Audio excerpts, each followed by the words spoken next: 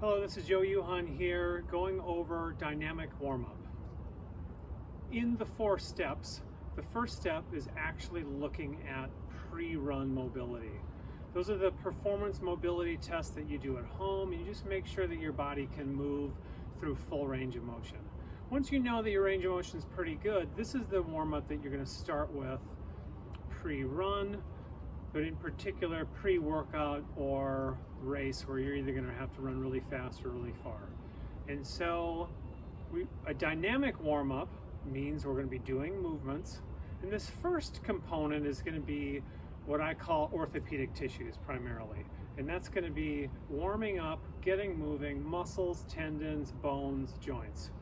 And so I'm going to show you both a side view and a front view of each one that I'm going to do. So the first one is going to be a knee hug plus a heel hug.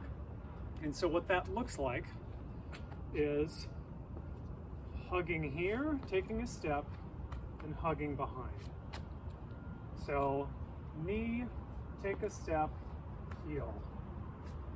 Again this way, knee, take a step, heel, knee, take a step, heel. Front view, I'm bringing my knee straight up, I take a step, grab the heel behind.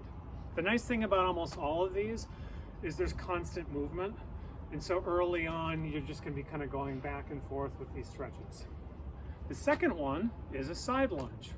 So that looks like this, but we're going to add movement to it. So I'm going to go this direction. I'm going to lunge down one direction, switch, then I take a step. Lunge down, go the other direction, take a step, and so on, back and forth. The side view to that, I'm working on hip hinging, I'm having good posture, and so on, coming at you in this direction. The third one is a forward lunge. It's the same thing, adding movement to this.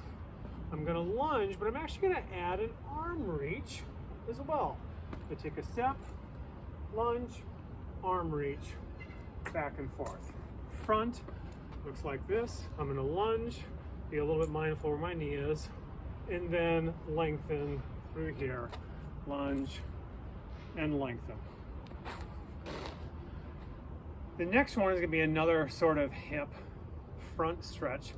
This one's going to actually get a little bit of rotation. So this is a hip and foot hug. Again, take a couple steps, hug, take a couple steps. The difference between that first one is this is going to incorporate external rotation. You can see I'm twisting and twisting. The last two actually have a little bit to do with upper body. Doing arm swings is a nice thing to do.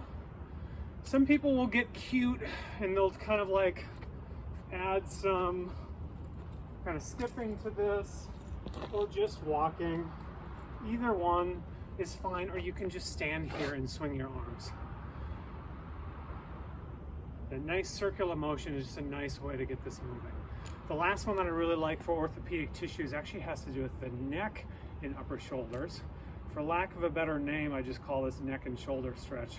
But what we're going to do is we're going to bring a hand up, almost like you're going to stretch your arm like this, but instead, you're going to keep your arm here and you're going to side bend and rotate your head. The other hand can come in handy if you feel like you're not getting a great stretch.